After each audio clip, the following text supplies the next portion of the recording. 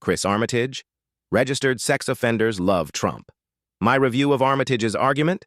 Chris Armitage's essay attempts to weave together prison anecdotes, psychological research, and political commentary into a thesis that conservatives in general, and Trump supporters in particular, exhibit lower empathy and share traits with sex offenders.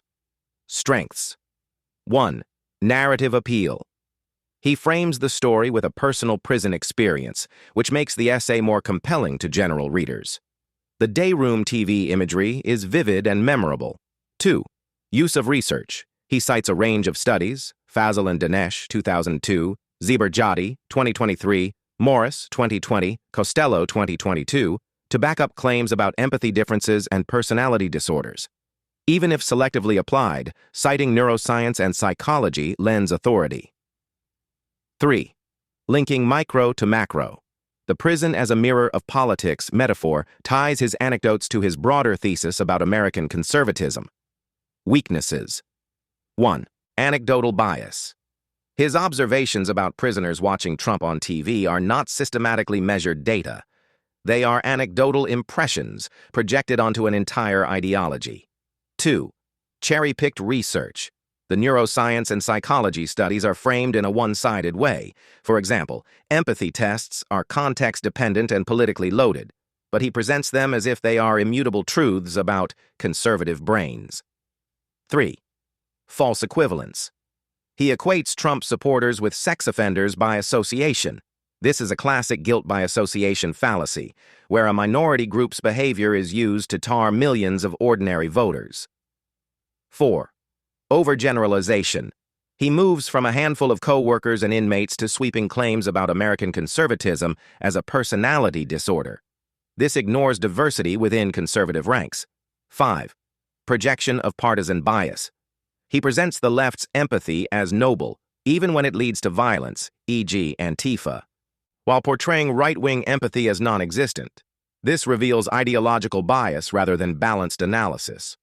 My rebuttal to Armitage. 1. Guilt by association. Armitage's central claim, sex offenders love Trump, is an unfounded smear. Convicted criminals in prison represent a tiny, unrepresentative fraction of the electorate. To suggest that the behavior of sex offenders explains the psychology of 74 million Trump voters is a reckless leap. By the same logic, one could claim that because Marxist dictators like Castro or Mao attracted support from Western academics, the Democratic Party shares responsibility for gulags and famines. Such reasoning is disingenuous. 2. Misuse of science. The neuroscience and psychology studies Armitage cites are far more nuanced than he portrays. Empathy tests often measure empathic concern toward strangers in experimental scenarios, not the real-world depth of sacrifice conservatives show toward family, church, and community. Conservatives consistently outgive liberals in charitable donations and volunteer hours, as documented by Arthur Brooks, Who Really Cares, 2006. Personality disorder prevalence in prison populations has little bearing on political ideology. Crime is strongly correlated with broken homes, drug abuse, and socioeconomic conditions, not with voting Republican. 3. The projection problem. Chris paints conservatives as uniquely cruel, but he admits that left-wing authoritarians also dehumanize and attack opponents.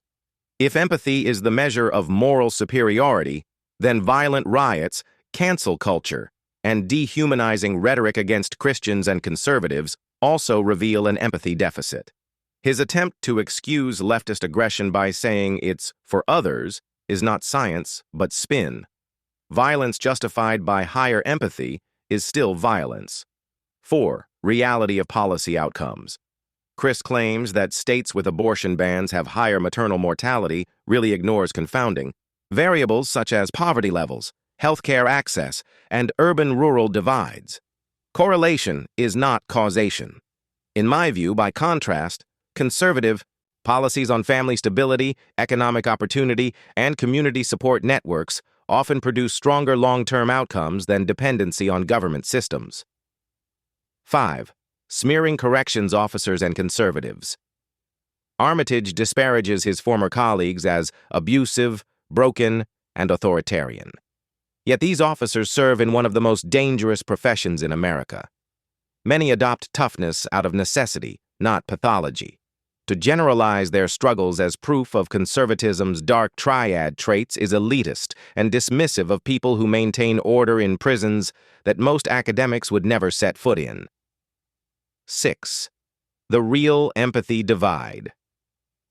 I believe the facts show that conservatives do not lack empathy. They prioritize it differently. Liberals may emphasize abstract empathy for distant groups, while conservatives emphasize concrete empathy for family, neighbors, and nation. Neither is inherently superior. In fact, history shows that misplaced, universal empathy can justify authoritarian overreach. Totalitarian regimes often justify tyranny in the name of the greater good. Conclusion. I believe Chris Armitage's essay is less a scientific diagnosis than a partisan polemic disguised in psychological language. He thinks by equating Trump supporters with sex offenders, cherry-picking neuroscience studies, and romanticizing leftist violence as empathy-driven. However, I believe that he really exposes his own weak ideological hostility more than he proves a clinical point. Conservatism is not a personality disorder. It is a political philosophy rooted in responsibility, order, tradition, and loyalty. Armitage's smear reveals the very empathy deficit he accuses others of: the inability to see conservatives as fellow citizens rather than pathologized enemies.